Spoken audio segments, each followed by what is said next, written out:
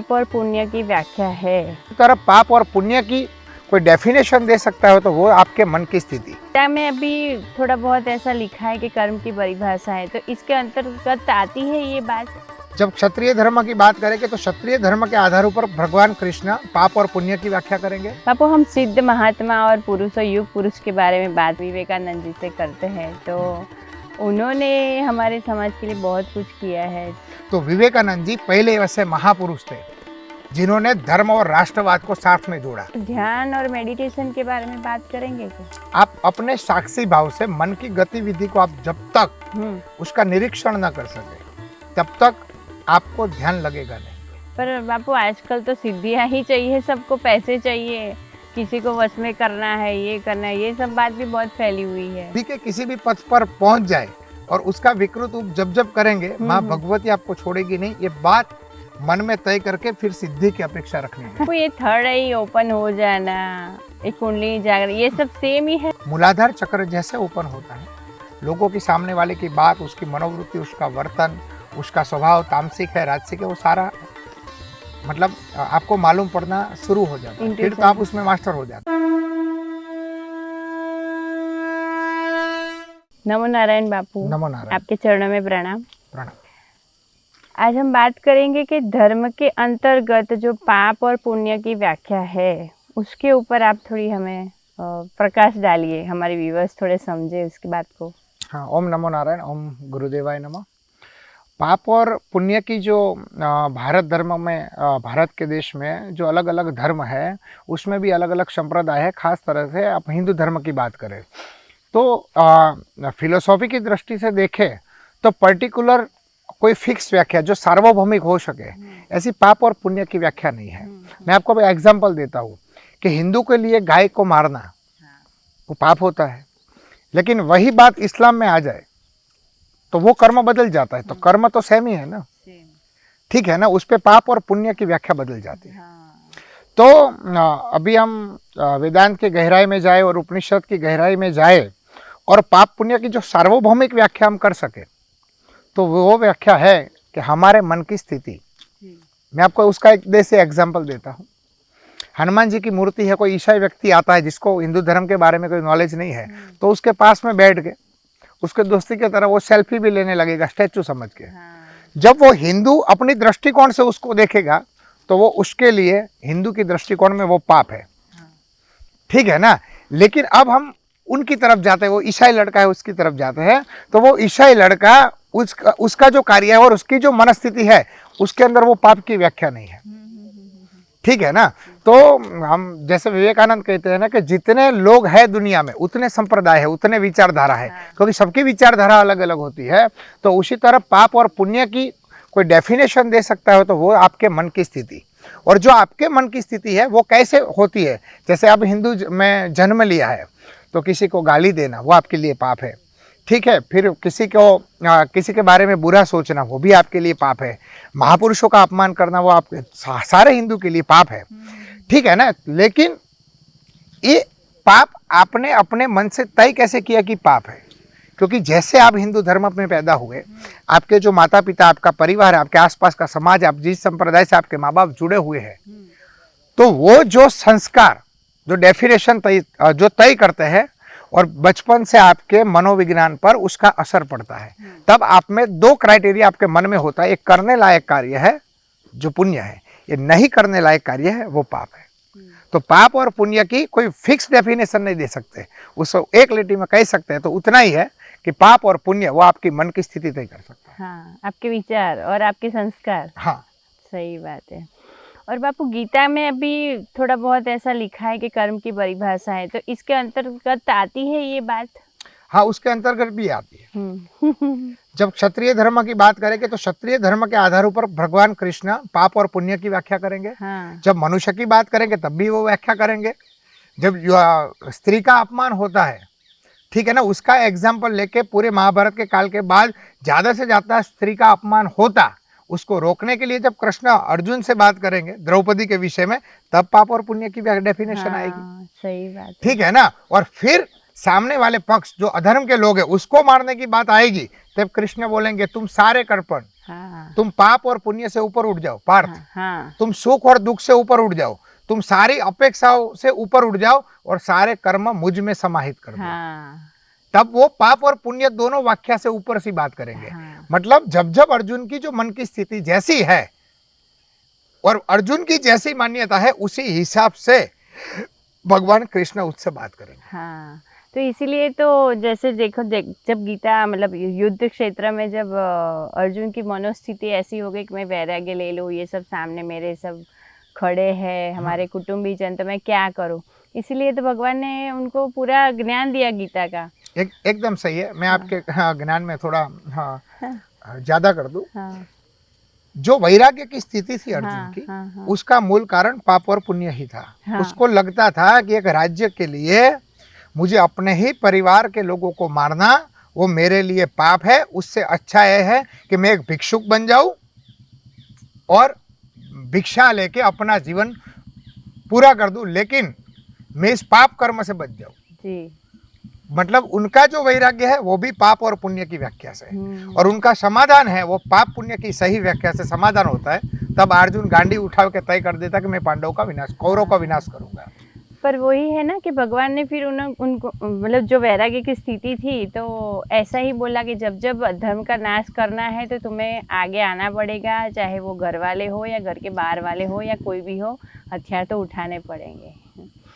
तो ऐसा नहीं है कि पाप समझ के हम कर्म ना करें, सत्य के लिए तो हम कुछ भी कर सकते हैं। धर्म के लिए जो भी करना पड़ता है वो मेरी दृष्टि में अहिंसा होती है। हाँ। और धर्म के विरुद्ध मतलब अधर्म में जो किया जाता है वो सारी मेरी दृष्टि में हिंसा है। उसमें मारना कूटना वो हिंसा वाली व्याख्या नहीं है। मेरी समझ में मेरे गुरु महाराज की कृपा से जो आती है वो धर्म के लिए जो करना है वो सारा अहिंसा है, और धर्म के विरुद्ध जो है वो सारी हिंसा है। हाँ सही बात है बापू। बापू हम सिद्ध महात्मा और पुरुष और युग पुरुष के बारे में बात करें तो शुरुआत हम विवेकानंद जी से करते हैं। तो उन्होंने हमारे समाज के लिए बहुत कुछ किया है, तो उनके बारे में भी आपने बहुत सारे पढ़ा भी है, तो हमारे व्यूअर्स को बताइए आप। हाँ, हमारी जो पिछली बार बात हुई थी मेरे गुरु महाराज को लेके पिछले ब्रॉडकास्ट के दौरान, तो मेरे गुरु जी ने अपने जीवन काल में मन कर्म वचन से स्वामी विवेकानंद को अपना गुरु माना था और उनके दिए गए ज्ञान मार्ग को समझा था और उनके राजमार्ग को मेरे गुरु जी ने पालन किया था, और वही पालन उनकी जो विल पावर थे उससे मुझे करवाया शिष्य के रूप में, पुत्र के रूप में। तो विवेकानंद के विषय में अभी सबसे अच्छी बात जो करनी है, तो भारत के बाहर जो जितने भी देश है, तब तक वो उस समय की जो 1890 की बात है 1893 की, तब जो अमेरिका था, लंदन था, जापान था, वहाँ टेक्नोलॉजी फलीफूट हो रही थी। मतलब विज्ञान की एक प्रवाह जबरदस्त चल रहा था।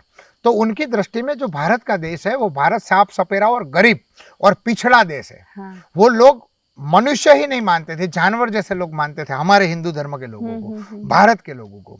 तो विवेकानंद जी पहले वैसे महापुरुष थे जिन्होंने धर्म और राष्ट्रवाद को साथ में जोड़ा। दयानंद सरस्वती और विवेकानंद दोनों को मैं श्रेय दूंगा जिसने धर्म और राष्ट्रवाद को साथ में जोड़ा। वरना लोग सीधी स्वर्ग की बात करेंगे या वैकुंठ की बात करेंगे, दूसरे लोगों की बात करेंगे, वही उनका उद्देश्य होता है। ठीक है ना, धर्म के साथ राष्ट्रवाद नहीं जुड़ा था। तो धर्म के साथ राष्ट्रवाद जोड़ने का यदि किसी को श्रेय जाता है तो स्वामी विवेकानंद और दयानंद सरस्वती जी को। तो विवेकानंद का जो सबसे बड़ी बात वो थी कि विदेश में जाके जो भारत के लिए उनकी जो व्याख्या थी उसको बदला, और विदेश के लोगों ने भी स्वीकारा, चाहे अमेरिका हो, चाहे लंदन हो या दूसरे देश हो, चाहे जर्मनी देश हो, कि भारत की परंपरा का जो ज्ञान है, ठीक है ना, वो पूरा का पूरा विज्ञान है। हिंदू धर्म और विज्ञान एक दूसरे से अलग नहीं, वो साबित कर दिया था। और वो साबित करने के बाद निकोला टेस्ला भी उनसे ज्ञान लेने के लिए आता था। सही बात है। रतन जी टाटा जी को भारत में व्यापार करने का जो प्रोत्साहन था वो भी वहां से मिला था। ठीक है ना, जो संघ संस्थापक थे उनको भी राष्ट्र के लिए प्रेरणा वहां से मिली थी। फिर सुभाष चंद्र बोस की बात करें तो वो भी दीक्षा लेने के लिए उनके ही मठ में गए थे।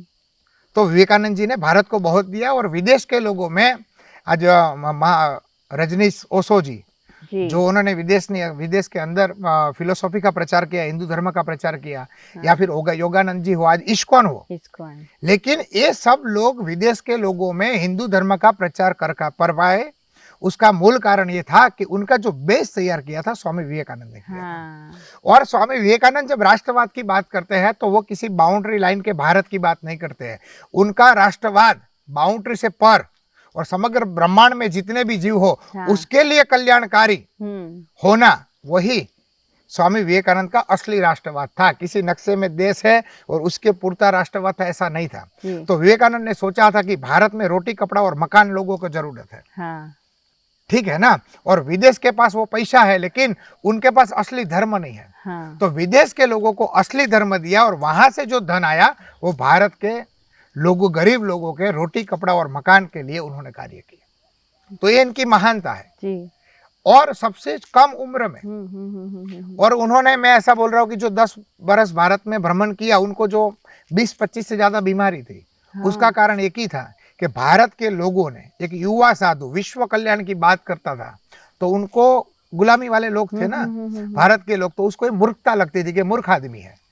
तो विवेकानंद 10 साल जो भारत में घूमे उसमें उसको भूखा रहना पड़ा था। अच्छा। तो मेरे दुख के साथ कहना पड़ता है कि विवेकानंद छोटी उम्र में चल बसे, उसका कारण ये था कि भारत ने लोगों ने इनडायरेक्टली उसकी आत्महत्या की थी। ये दुख के साथ कहना पड़ता है। सही बात है बापू। ऐसे महापुरुष थे स्वामी विवेकानंद। और हमारे महापुरुष है ओशो, रजनीश भी है, जैसे आपने योगदा के परमहंस योगानंद जी है, उसके बारे में भी थोड़ा बताइए। हाँ, योगानंद जी का, स्वामी विवेकानंद के जी के बाद, उनके मृत्यु के बाद योगानंद जी का जन्म है। और योगानंद जी भी क्रिया योग के नाम से, ठीक है ना, विदेश में जाते हैं। इतने महान योगी थे कि विदेश में प्रचार प्रसार भी बहुत किया। उनके मानने वाले लोग आज भी लाखों की संख्या में। उनकी महानता यह थी कि उनके बोला था कि मैं एक लास्ट स्पीच देकर अपना शरीर छोड़ दूंगा। तब वो स्टेज पर खड़े थे, उनको कोई बीमारी नहीं थी।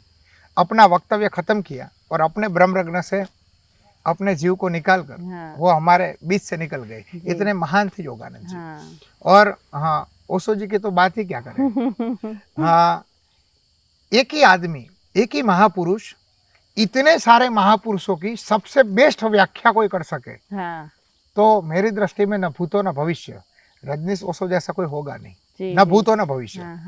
दुनिया के जितने टॉप महापुरुष है उसमें सबसे टॉप ज्ञान अकेले कोई व्यक्ति ने, अकेले कोई महापुरुष ने दिया हो, ठीक है ना, तो उन्होंने दिया।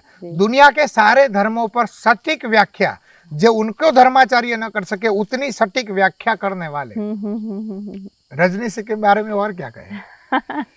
एक तरह समझ लो कि विदेश के लोग जो गांजा और दारू का भी नशा करने वाले लोगों को भी ध्यान का नशा चढ़ा देना, ठीक है ना, ये महान कार्य रजनीश ओशो जी ने किया। जी। लेकिन दुख के साथ कहना पड़ता है कि उनकी 650 से ज्यादा बुक है। वो उनका जो ऑडियो है उससे 650 से ज्यादा बुक है।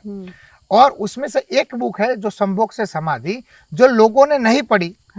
और उसी पुस्तक से इनको सेक्स गुरु का सिंबल दिया जाता है। कुछ धर्माचार्यों का जो धर्म का धंधा जो भारत में खत्म हो रहा था ओशो की स्पीच के कारण, तो उन्होंने भारत से रजनीश जी को निकालने का प्रयत्न किया। जिसके सारे विदेश के लोगों ने जिसको चाहा, उसने भारत के लोगों ने धुतकारा। और आज नहीं है, मैं गारंटी के साथ बोल रहा हूँ कि आज मेरे पास सबसे अध्यात्म वाले लोग जो आ रहे हैं वो युवा लोग आ रहे हैं।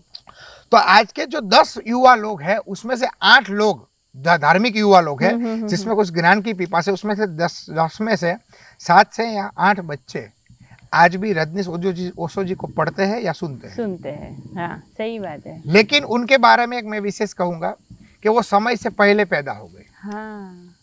वो समय से पहले पैदा हो गए। और मैं बोल रहा हूँ कि आज से 25 साल के बाद सबसे बड़ा वर्ग ओशो जी को मानने वाला पैदा होगा। क्या बात है। हाँ, और कंट्रोवर्सी की बात करें तो कोई भी महापुरुष कृष्ण के सिवा, आप तो समझ सकते हो कृष्ण की बात है, आप वृंदावन से आपका गहरा नाता है, ठीक है ना, तो कोई भी महापुरुष हो तो वो संपूर्ण नहीं होता भगवान कृष्ण की तरह। तो कोई ना कोई तो कमियां रहती है, लेकिन वो कमियां 2% या 10% होती है और अच्छाई 90% होती है। तो वो व्यक्तिगत कपड़ा पहनता है नहीं पहनता, महापुरुष नहाता है नहीं नहाता, कोई व्यसन करता है कि नहीं करता, वो महत्व का चीज नहीं है, क्योंकि वो शरीर भाव की बात है। हाँ, हाँ, लेकिन जब आत्म भाव की बात है, जब आध्यात्म की बात है, जब ज्ञान की बात है, तो हम क्या उसका चरित्र पर नहीं, उन्होंने हमको क्या दिया, उसमें से अच्छा क्या दिया वही ग्रहण करने का फर्ज हम हिंदुओं का है, हमारा कर्तव्य है। लेकिन हम वो नहीं कर पाते। हम विवेकानंद में मांसाहार देखते हैं लेकिन वेदांत नहीं देखते। हाँ, हम रामकृष्ण परमहंस में महाकाली का साक्षात्कार नहीं देखते। हाँ, उनकी मछली खाने की आदत देखते देखते हैं। हैं। मतलब बुरी चीज देखने की आदत हिंदुओं को ज्यादा होगी। और बापू अभी के जो यूथ है ना, युवा पीढ़ी है, वो मेडिटेशन, क्योंकि अभी जो स्थिति चल रही है उनका मन अनस्टेबल रहता है, तो मेडिटेशन ध्यान के बारे में बहुत वो आगे बढ़ रही है और ऑनलाइन कोर्सेज कर रही है, कुंडलिनी जागरण वगैरह। मतलब अंदर बहुत सारी चाह है कि हम कुछ प्राप्त कर ले, हमारा मन शांत हो। तो ध्यान और मेडिटेशन के बारे में बात करेंगे क्या? हाँ, मेरी दृष्टि में अपने मन का ऑब्जर्वेशन जब तक आप न कर सके, आप अपने साक्षी भाव से मन की गतिविधि को आप जब तक उसका निरीक्षण न कर सके, तब तक आपको ध्यान लगेगा नहीं। अच्छा। क्योंकि ध्यान कभी किया नहीं जाता। ध्यान करने की आप कोशिश करो तो मेरी दृष्टि में 7 जन्मों में भी ध्यान नहीं होगा। हाँ। ठीक है ना। ध्यान एक गहराई है, ध्यान अंदर से आता है, ध्यान लगता है, किया नहीं जाता। हाँ। दूसरी बात, अभी जो कुंडलिनी जागृत और मेडिटेशन और कुंडलिनी जागृत से होने वाली सिद्धियां, उसके प्रति जो यूट्यूब में और सोशल मीडिया में जो प्रचार हो रहा है, ठीक है ना, प्रचार हो रहा है, अच्छी बात है, हम उसका कोई विरोध नहीं है, लेकिन उसको थोड़ा गलत तरीके से बताया जा रहा है। हाँ, हाँ। यदि व्यक्ति कुंडलिनी जागृत के लिए लग जाता है बिना गुरु के, और कुंडलिनी जागृत के बाद, ठीक है ना, उसको कंट्रोल करने वाला कोई गुरु नहीं होगा, तो उसकी अवस्था पागल होगी। और मैं गारंटी के साथ बोल सकता हूँ कि दुनिया का कोई साइकोलॉजिकल डॉक्टर उसको ठीक नहीं कर पाएगा। इसलिए हमारे धर्म में गुरु और शिष्य की परंपरा है कि एक जो जीव है जो नीच में, मतलब नीची कक्षा में है, उसको उद्वगमन करना है, तो उद्वगमन पर पहुंचा हुआ जो जीव है, जिसको हम गुरु बोलते हैं, उसकी जरूरत चाहिए। वही अपने तपोबल से अपने शिष्य को उद्वगमन करा सकता है। ठीक है ना। मतलब गुरु और शिष्य की बात ऐसी है कि 2 शरीर है और एक ही जीव है। अच्छा। तभी वो साक्षात हो सकता है। हाँ। इसलिए मेरा कहना है कि आप ध्यान करो, मेडिटेशन करो, बहुत अच्छी बात है। ठीक है ना। अब आध्यात्म के लिए अपने में तीव्र है, अपने में जिज्ञासा है, बहुत अच्छी बात है। लेकिन आप अच्छे गुरु की तलाश में, ऐसे तो गुरु आपकी तलाश करता है, हाँ। लेकिन एक अच्छे गुरु के सानिध्य में और उसके मार्गदर्शन में और ध्यान और मेडिटेशन में आप खूब आगे बढ़े। और जो उनकी चर्चा है, उससे मिलने वाली सिद्धियां है, ठीक है ना, उससे कुछ दूसरा कुछ किया जा सकता है, दूसरों के मन की बात जानी सकती है। ये सब सिद्धियां छोड़ो, आप सिद्धियों के लिए ध्यान मत करो, आप मुक्ति के लिए ध्यान करो। पर बापू आजकल तो सिद्धियां ही चाहिए, सबको पैसे चाहिए, किसी को वश में करना है, ये करना है, ये सब बात भी बहुत फैली हुई है।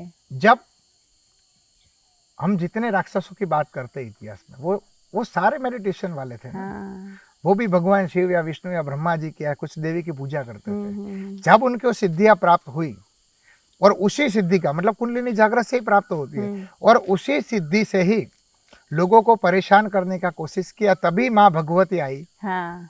ठीक है ना। और उसके अंदर रहे जो राक्षस वृत्ति है, उनका माँ भगवती ने विनाश किया।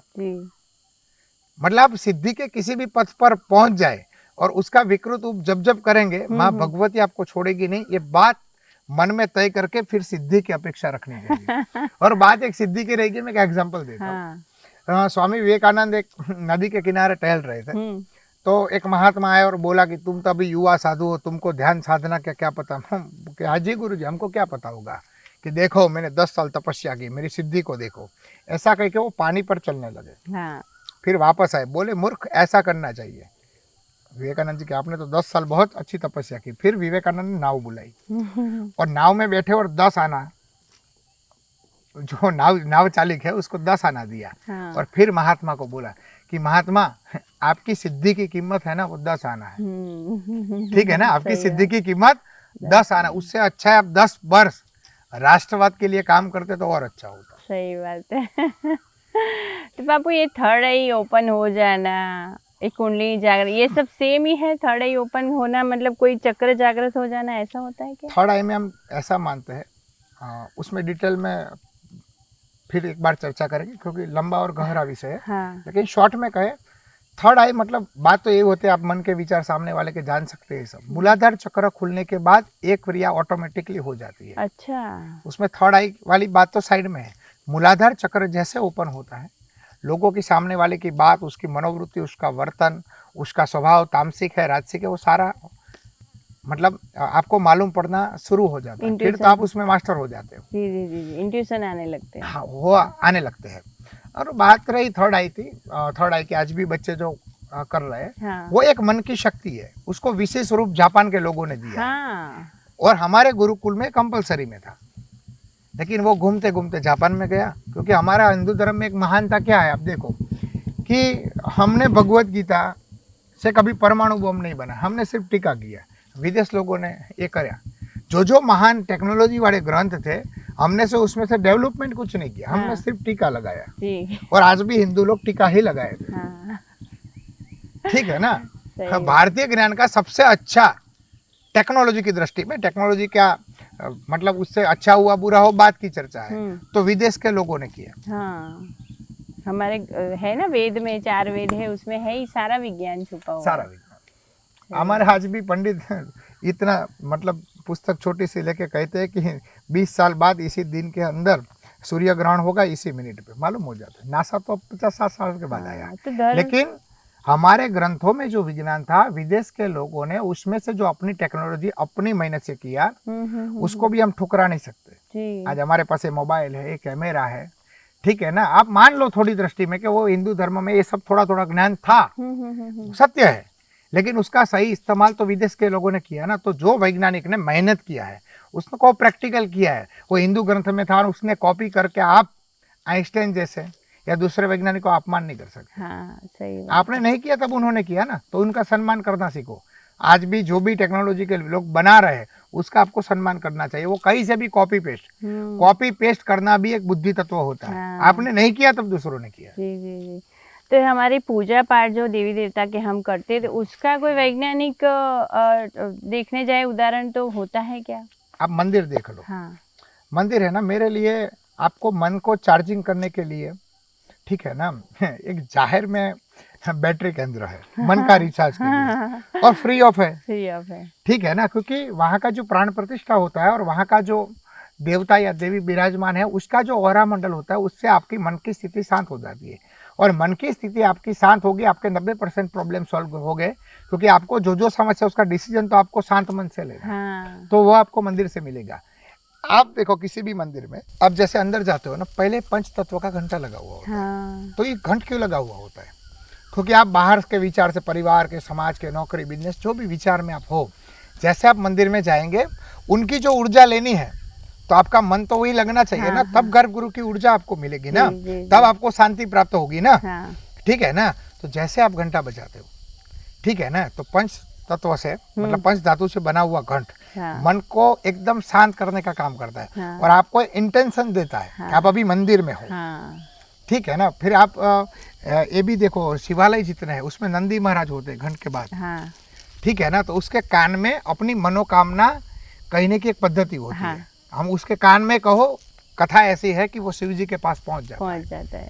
तो मतलब आपकी जो कामनाएं हो, परिवार की हो, बिजनेस की हो, जो भी हो, वो आप नंदी को कह देते हो। मतलब आपकी जितनी कामनाएं हो वो आप नंदी के कान में कही जाते हो। अब आपकी कोई कामना नहीं बची, अब आपकी सारी इंद्रियां आपके कंट्रोल में है, तब आपको भगवान शिव की ऊर्जा आपको मिलेगी। ठीक है ना। और उस ऊर्जा को सही करने के लिए जो गाय का घी होता है, उसमें ऑक्सीजन होता है, वही से धूप बत्ती लगती है। ठीक है ना। ऊर्जा हमेशा राउंड शेप में ही होती है। जो रेडियोएक्टिव तत्व होते हैं वो राउंड में ही होते हैं। तो घर गुरु राउंड में ही बनते हैं। ये टेक्नोलॉजी हमारे पुरखे 5000 साल पहले जानते थे। ठीक है ना। तो उसको जो प्राण प्रतिष्ठित किया, उसको भी वहाँ की प्राण ऊर्जा लोगों के लिए सतत काम में आ जाए, उसके लिए भी पूजा का विधान है। और वही काम वहाँ की ऊर्जा को जो संचय है, ठीक है ना, वो करने का काम वहाँ का पुजारी करता है। तो मेरी दृष्टि में तो वो भी बड़ा साइंटिस्ट है। मतलब ये पूजा पाठ और विज्ञान एक दूसरे से जुड़े हुए हैं। मैं बोल रहा हूँ कि हिंदू धर्म और विज्ञान अलग है ही नहीं। आप आज भी बात देखो कि कोई सब्जेक्ट हो, ठीक है ना, उसमें अंत में तो फिलोसॉफी आता है। कैसा क्यों? हाँ, क्योंकि आज भी जो सब्जेक्ट विज्ञान ने जितने सब्जेक्ट जितने सब्जेक्ट पे काम किया, फिजिक्स, ठीक है ना, दूसरे विज्ञान के सब्जेक्ट पे जो काम किया वो फिलोसॉफी से निकलता गया। हाँ, लेकिन जो भी आज समाधान, जो सब्जेक्ट है जिसका समाधान आज भी नहीं हुआ, वो आज भी फिलोसॉफी में है। हाँ, इसलिए अब आखिरी डिग्री जो master of philosophy, doctor of philosophy, सारी डिग्रियां फिलोसॉफी में ही है। हाँ, सही बात है, सही बात। सही बात है ना। और आज के विज्ञान के जो आखिरी प्रश्न है, ठीक है ना, धर्म के आखिरी प्रश्न भी वही है। हाँ, बस फर्क इतना है कि धर्म के लोगों ने अपने अपने हिसाब से जवाब ढूंढ लिया है, हाँ, विज्ञान उसको लेबोरेटरी में अपने जवाब ढूंढ रहा है। टेस्टिंग से। मतलब विज्ञान और धर्म अलग है नहीं। हाँ, आज में भी 21वीं सदी ने भी जो धर्म का आखिरी जो प्रश्न है कि हम क्यों पैदा हुए, हाँ, ये ब्रह्मांड कैसे बना, बिग बैंग से बना कि नहीं बना, हाँ, ठीक है ना, ब्लैक होल है कि नहीं, मतलब जो मूल प्रश्न हम क्यों पैदा हुए, ये ब्रह्मांड कहाँ से है, जगत कहाँ से है, मनुष्य कहाँ से आए, जीव जंतु कहाँ से आए, वही आखिरी प्रश्न आज के विज्ञान में है। हाँ, तो दोनों के आखिरी प्रश्न वही है।